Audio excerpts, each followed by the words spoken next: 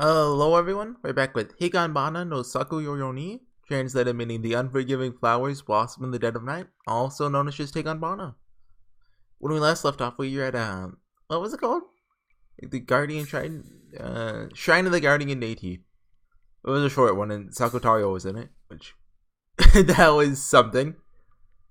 And now we have Hamlin's Castanets, which I looked up what both these words mean.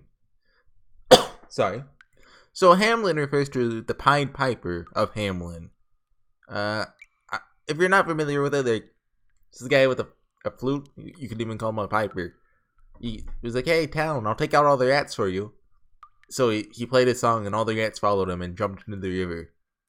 He was like, "Okay, pay me now," but they didn't pay him, and so he was like, "Okay, hey kids, come on." And so he just took all the kids, and depending on what duration it is, he either drowns them, puts them in a cave, or whatever. I'm familiar with that. Well, one, because of DC Ray. But before that, I'm familiar with it because of RuneScape. There's a quest that references it. So yeah, castanets are, like I thought, they're like that little instrument you click together that I only know about because of K-On! So I'm imagining some character. Only character I remember from the trailer is Ishigami, so it might be him. Like, when he plays the castanets, he gets superpowers. 8:50 a.m. Or it could not be Ishigami, because we still have 3 chapters left, so. Normally, attending students would be heading straight for their classrooms, and until the start of the first bell, they'd strike up a conversation with their fellow classmates. It was that time of day. However, this hour, things were a little different today. Instead of a lot of students gathering to enter the school building, they gathered in front of some rabbit cages behind the building. Some were screaming, some were dumbfounded, some were vomiting in the nearby storm drain, assuming the bunnies were dead. Their reactions to the spectacle that lay before them was of all varieties. However, if one carefully observes, they'd be able to tell that in the depths of their eyes, they all had the same look. That was the look of curiosity. For the male students who caught their breath and opened their eyes, they huddled with their friends, and even the girls who seemed about to cry were really thinking the same thing. This was somehow amazing. After all, this was the first time they'd seen such a cruel spectacle before. I mean, amazing stuff. Probably not the word I'd think for it, even if I was like 6, but I mean, you do you. It wasn't in a drama, anime, or even manga. It was in the real world. Moreover, it was at the school they go to every day. Well, it depends on what it is, I guess. Inside the pen, the bottom was a sea of dark red blood. Rabbits that have had their eyes torn apart. Their ears torn apart, sorry, not their eyes. Tails, front legs, back legs, and all their organs from their torsos. Rabbits diced up with some kind of sharp instrument. Okay, that's something. Rabbits with their whole bodies turned purple from being eaten. Their tiny limbs bent in impossible directions. There had never been such a gruesome scene, but more befitting of the world cruel. Furthermore, regardless of how many rabbits were in that state, they are still alive. What? Blood flowing as they shivered, they let out shallow breaths. But there's no one among the students who could treat them. Despite how young they were, they understood. No matter what kind of measures they took, these rabbits could not be saved. Rather, they realized that if they saved the rabbits as they were, that would be even more cruel. Hearing the commotion, the teachers ran out of the staff room. Although they all too turned pale and were at a loss for words after taking a look at their rabbit pens, they managed to restore some order and directed the students to wait in the classroom. However, even after the children had gone, the teachers didn't move for some time. They merely painfully continued to watch the massacred rabbits. At that moment, they sensed that something moved from the corner of the pen. There was a hole that the rabbits had dug. From inside, the head of one terrified rabbit looked on as the scene popped out. Every clown has a silver lining, apparently, one of the teachers muttered. And as if that was their signal, one after another, rabbits began to come out of the hole. Although some were dragging their legs, none of them seemed to have any major injuries. The white rabbits moved around the sea of red blood. Caught in the scene disconnected from reality, once again, the teachers were at a loss for words. However, the silence was abruptly cut short when one of the young teachers decided to ask a question. Timidly, though incredibly bluntly. Did we really even keep this many rabbits in the pens? The live rabbits and rabbit corpses. Their total numbers far exceeded the number of rabbits they had all thought were in the cages. Spooky. 9:20 a.m. So, 30 minutes later. Imada, the person in charge of Classroom 2, was heading for the classroom, and he was thinking about how he should explain the rabbit pen incident to the students. Suddenly, he recalls news he heard the other day. It took place at the elementary school in the neighboring town. The news reporter was talking about how they had to get rid of their animal pens due to budget cuts. It was in order to save on maintenance and food costs. He remembered how cheap they seemed to be robbing those children of the chance to pet and play with those animals. But now he thinks about it. Perhaps that talk about budget cuts was just to save face. So maybe that's where the extra bunnies came from? Or maybe the extra... Well, are bunnies and rabbits the same thing? I don't actually know. Like, fun fact, which is, you know, a horse and a pony are actually two different things. Which, you know, that's relevant with my name, I guess. But, like, a horse is, like, a certain amount of hands tall. I believe that's how horses are measured, in hands. You know, not feet. That's ridiculous. You gotta use an even more arbitrary measuring method. And so, like, ponies are just small horses, basically. And some people think, like, baby horses or something, but no. This isn't relevant to me naming myself HorseyEatYou, by the way. Like, I don't like horses, really. That's just kind of coincidental. But now that he thinks about it, perhaps that talk about budget cuts was just to save face. Perhaps it might have been to dress up an incident like this one. It's a dangerous age. The hearts of children are going wild. The idea of taking care of pets was part of a good education. Might already be a thing of the past. What will happen with those rabbit pens? Although many were left alive, it'd probably be hard to keep raising animals in those pens as they are now, so he thought. Even if all the bodies of the rabbits are gathered and all the vast amounts of blood were washed away, that smell like rotten meat, that choking odor of iron, probably wouldn't really go away. Well, there were really only a few students who would go near the rabbit pens. It's not like rabbits are rare or anything like that. The number of students who would go as far as to expressly ask to borrow the key to the pens in the staff room to pet them were almost zero. It was the same for Imada and the other teachers. They rarely even checked inside those pens. Just a student, one of our class's animal rearing committee members, came to borrow a key. That ever-expressionless kid. That boy with the top grades in his age bracket. Oh, is this gonna be Ishigami? I wonder if he was among the group of kids circling the rabbit pens just now. If he was there, must have given him quite a shock. So, just with no knowledge at all, I wonder if Ishigami did it. I'm calling him Ishigami until we get his name. And even after we get his name, I might still keep calling him Ishigami. For those who don't know, assuming this is the same guy, there's a character in the Higanbana opening, at least, that looked a lot like a Kaguya character. When I first watched the opening, I remember this because I edited Meso Meso-san. I was like, yo, that's Ishigami! Although I think I actually cut the opening, so... Anyway, finally arriving at the classroom, Imada came to a stop. From inside the classroom, he could hear a crowd of students making loud conversation. Seriously, it was awesome! That blood! It was spewing everywhere. As he listened to the excited voices of the students talking, Imada let out a sigh. Before long, the police should come. He doesn't know what level of assistance he can provide, but the news might leak onto the television. The local newspaper will likely pick up on it, and the PTA should open up an emergency meeting. Jeez. But nothing but problems like these since yesterday. Yesterday, some students in Imada's class were unaccounted for. Even worse, 4 students at the same time. He got an order that from several parents after it had gotten late at night that their children hadn't come home from school yet. Normally, it wasn't uncommon for students to skip school, but for some reason, those students were a particularly ill-mannered bunch, so Imada wasn't honestly that worried about them. However, when they still weren't found a day later, he obviously couldn't remain optimistic. Phew! Imada let out another heavy sigh and opened the classroom door. The students stopped chatting and all at once turned to face his way. He met eyes with the student sitting in the front row, an animal raising committee member who went to the rabbit pens every day. Hikaru Nihei was as expressionless as always. Ishigami! Once again, Imada looked over the classroom. 1, 2, 3, 4. Might have been hidden under the shadow of the rabbit incident, but since yesterday, the missing student's seats still dotted the classroom. Empty.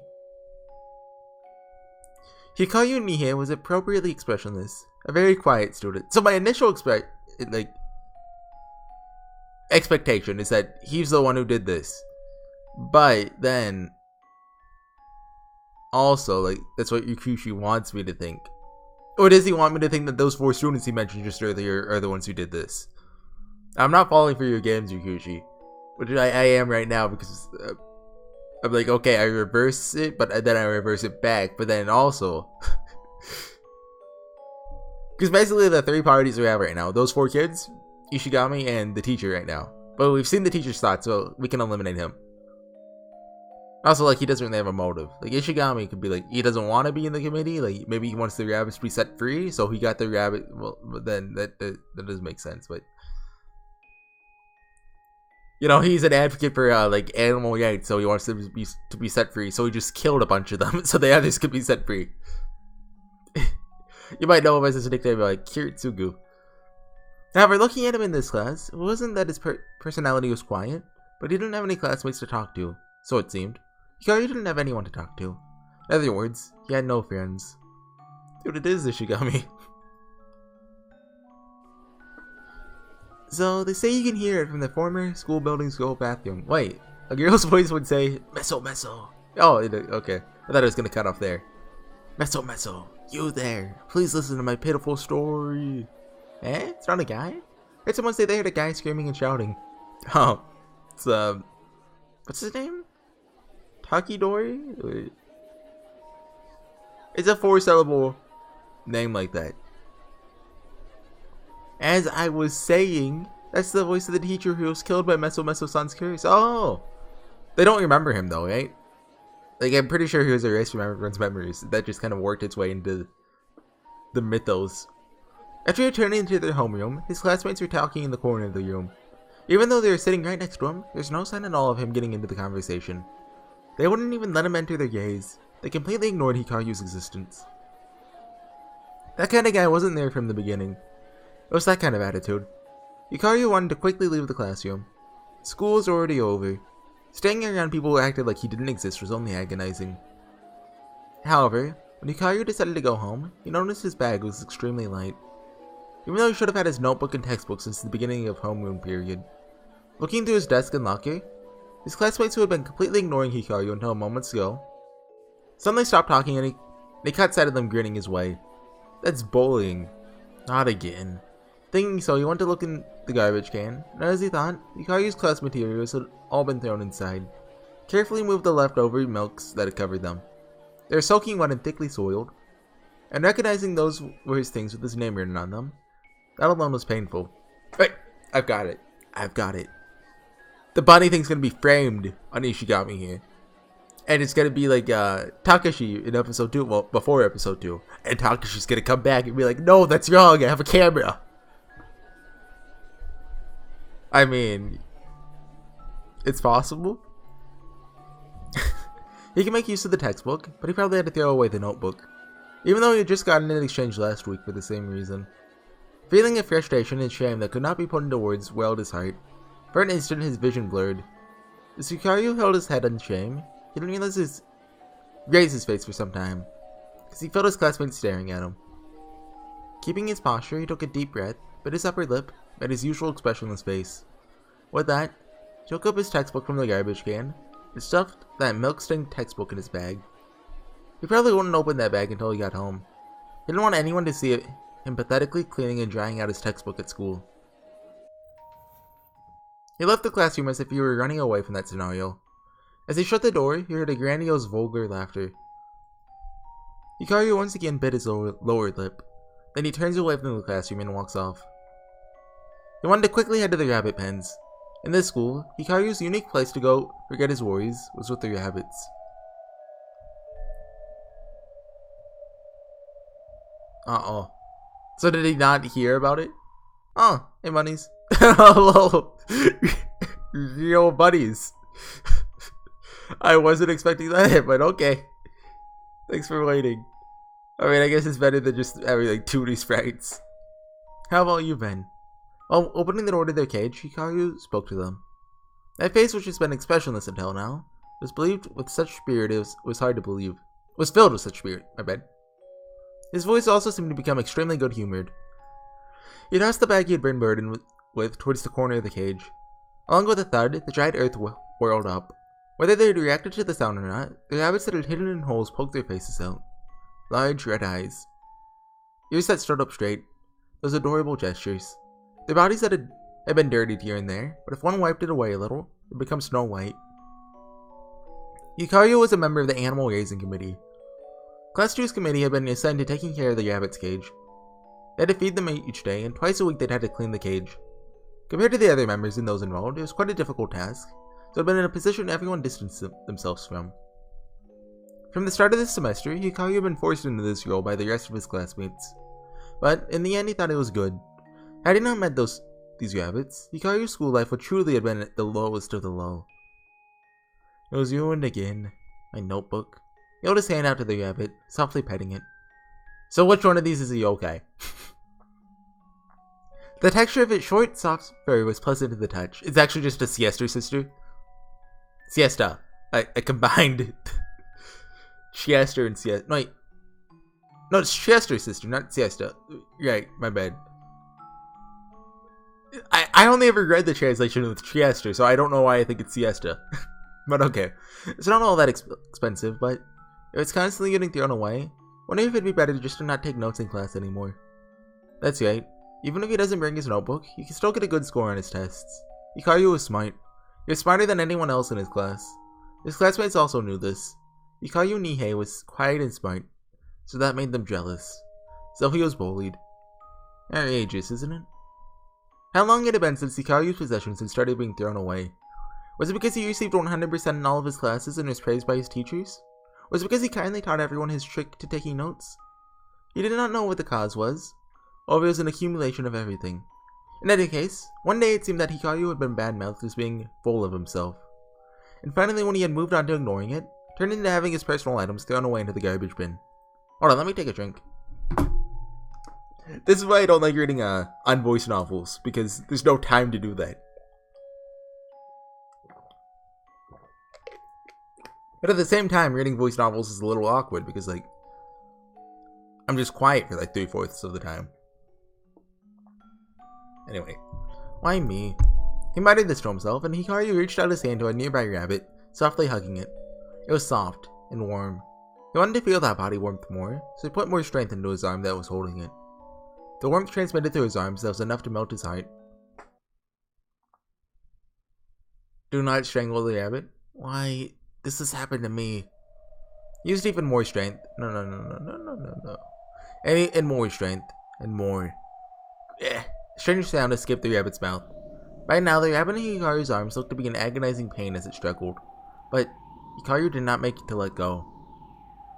Come on, Nishigami, you don't want to do this. He stared at the rabbit's squirming state, putting more power into his entire body into strangling. The rabbit's neck droned and shook with great vigor. The ears that stood up straight hit Hikaru's face. Hikaru glared at the rabbit. Then, raising the rabbit with one hand as high as he could, you know when you hear this music it's not going to be good. He threw it towards the other rabbits that had huddled together in the corner. The thrown rabbit went face up, limp, and the other rabbits became panicked and fled around the cage. I don't like this, Ishigami. Oh, come on, don't act like you're dead now. You should be used to this much, right? It's okay. Animals won't die with just that. He's been doing it every day. He understood perfectly to what extent they're able to withstand. Okay, Ishigami, a little bit crazy. Gotta be honest. I'm gonna start calling you Hikaru now. You're not worthy of the moniker? Is that how you say it? Of Ishigami. As he kicked up the fallen rabbit with the tip of his shoe, Hikaru felt grateful. Thank goodness these rabbits are here. Thank goodness I became a member of the Animal Raising Committee. If I didn't have the time to play with you guys, I don't know what would happen to me during these days of being bullied. So this is the classic Yakushi chain of hate. You see, the bullies are bullying Hikaru, so Hikaru is bullying the rabbits to pass on that hate. Talked about this in the Spirit Camera and back in Umineko a little. The rabbit, who could barely even stand, went to go hide in a hole. However, like an eagle, Hikaru caught his back leg, casually dragged it back. The rabbit managed to get away and tried to crawl back into the hole again. but just as it was about to reach the hole, it was pulled back again. This repeated many times. Those guys. Just don't hit me. Twisting its back leg back and pulling it towards him again, Hikaru murmured with his expressionless face. Throw away my school supplies, hide my shoes, tear out my gym uniform. They forced me to do all of the work during classroom cleaning duty. Totally fine with that. They still haven't punched me or kicked me. They don't hit him. They don't kick him. They don't leave any marks. Hikaru hated this from the bottom of his heart. If Hikaru were to commit suicide, surely they would all say this. Well, we didn't bully him or anything. We've never once laid a finger on him. Not once. Not even once. Wow, don't frick with me. Easy on the language there. To them, they might not have really felt like they were bullying Hikaru. If that was the case, he couldn't forgive them. Try hitting me. Try kicking me in the air. Hey, do you know? Do you know that feeling of having your things gone over and over? That feeling of making excuses to your parents when your shoe disappears? Since it's not physical violence, I can't tell anyone anything. So they'll say it didn't happen if I don't have a scratch on me. They should hit me. Knock out my teeth, break my jaw. Or they would beat me up until I can make someone recognize how much they've hurt me. He said, hit me, dang it. He spat out and threw the rabbit he held against the wire screen like, can we stop bunny abuse? Although the loud crashing sound did not divert his thoughts, Hikaru understood. He was bullying these rabbits. He was abusing tiny animals that couldn't even fight back, that could only cry each and every day. He was doing something cruel. You knew that well. But those cruel things felt irresistibly soothing. He readily accepted and felt it. Once again, Hikaru put out his hand to take up another rabbit. Hello.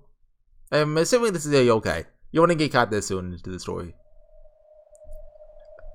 I'm not gonna... I think it's not Higanbana. I think it's someone else.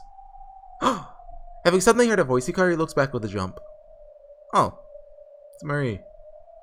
She's gonna imbue him with life morals, and he'll stop doing this, right?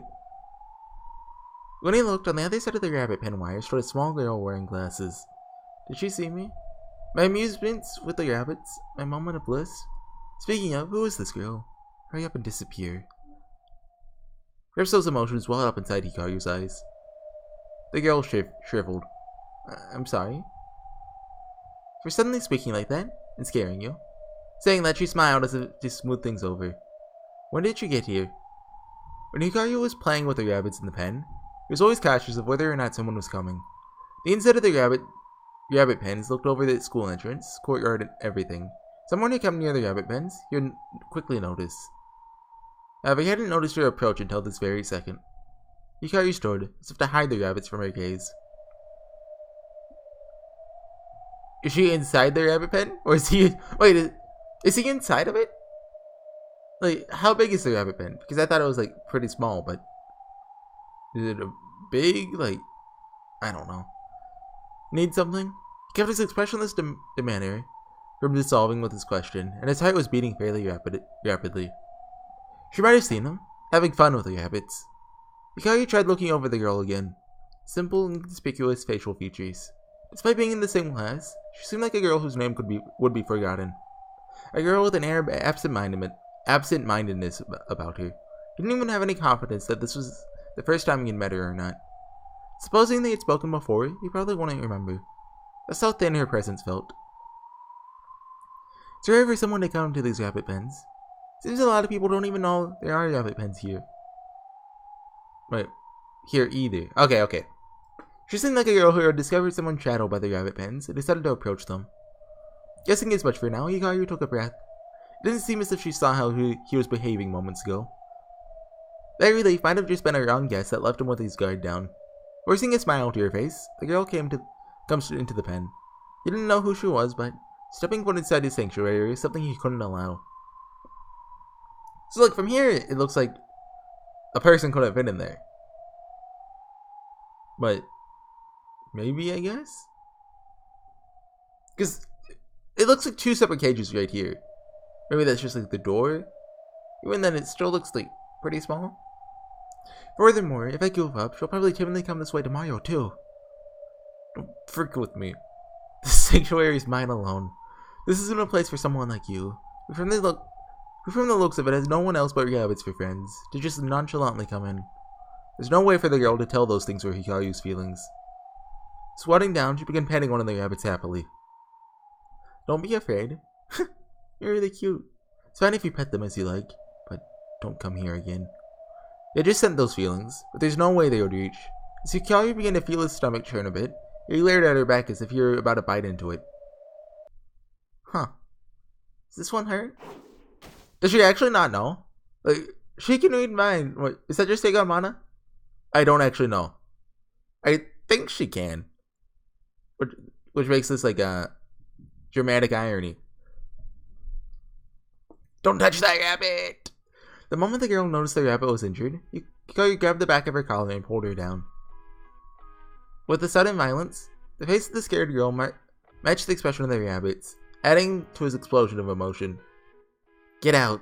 No one is allowed in here apart from Class 2's Animal Raising Committee. Don't come back again. Get out. Eh? The girl's eyes darted about in fear. Did she make some kind of mistake? Her face seemed to ask as she couldn't understand. You didn't do anything wrong. Not a thing. I'll forgive you, so leave. And don't come near my sanctuary again. I'm sorry. I'm sorry. Did I do something? If I did something wrong, I apologize. I'm sorry. The girl shows me, her nervous, frightened pupils. She moans to escape my hand. With that, she seemed like one of the rabbits. It became extremely annoying.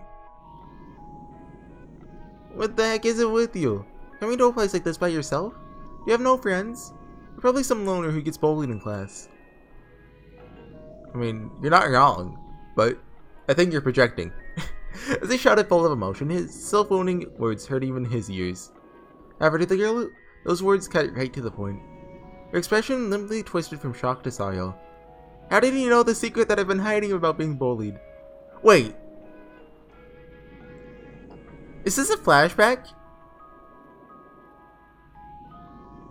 I don't remember it ever saying like, oh, by the way, this is before the bunny incident, but it kind of seems like that. But is this before she's a yokai?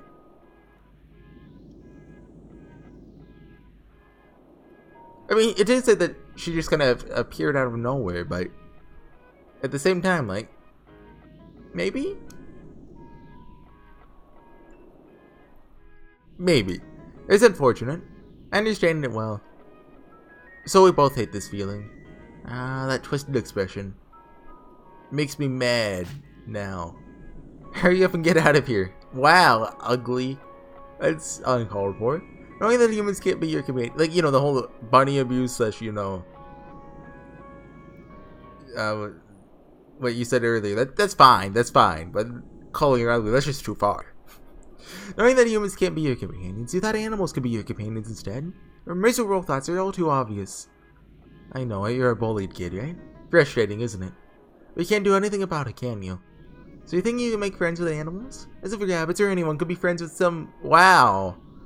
Some person like you. Frick off. And don't come back. You... Picks up his dirt rock and throws it... a dirt rock and throws it violently. Huh? There's no one there. Okay, never mind. She's a yokai. When he's grabbing the clump of dirt from the ground, he'd only taken his eyes off her for an instant. Even so, from the edge of that single instant, the girl had disappeared. He looked around, but she wasn't anywhere to be seen. There's nowhere she could have hid either. Literally, she had vanished like mist. What is this? Almost like a ghost. It couldn't be. A yokai? It's like that for every school, but this school also has its 7 mysteries. No, lately it seems like it has become 8 mysteries. Or so they say. In one of those stories, a student playing by himself started talking to one, was demoned away. Wasn't there a story like that mixed up in there? The girl who should have been in front of me disappeared in an instant. Although that was all it was, Hikaru's back was drenched in cold sweat. No way. Okay, don't exist. Hikaru wipes the dirty hand that held the clump of dirt. Well, that ruined the fun. I'll go back today. So he thought, put his hand on the entry gate. That was the moment. Don't say such lonesome things. Hearing her voice suddenly behind him, without thinking, Hikaru let loose a scream. Eee! Turning around, there's a strangely dressed tall man standing there. That's a new character who has his arm is just part of his body. Like there's no lines or anything. So I'm going to call it there, but you have a feeling the scene is going to last for at least 10 minutes, so I'm going to call that there. But you expect me to go longer than 30 minutes? Don't be ridiculous. Hold on, I'm going to save this for exactly 29:59. Well, actually, so this is the first time we've seen in Higanbana a bullied kid react to bullying with violence, which is something I expected to see a lot sooner, actually. Like, I guess you could say, Guardian of the Shrine of the Guardian Deity isn't exactly wrong. Like, so for example, Meso saying he's like, yeah, okay, I'll confront the one dies. But anyway, the spirit camera, I mean, he's not the bully kid, but the bully kid in it reacts by forgiving the bully. And chapter 3, it's just escapism. And 4, I'd say it's less forgetting violence about the bullying and more about just a sense of justice, I guess. So this is like the first for real one where you're gonna see that, which I was just expecting a lot sooner, I guess. Like I was expecting like going into Higanbana to see like chapter 2, maybe chapter 3.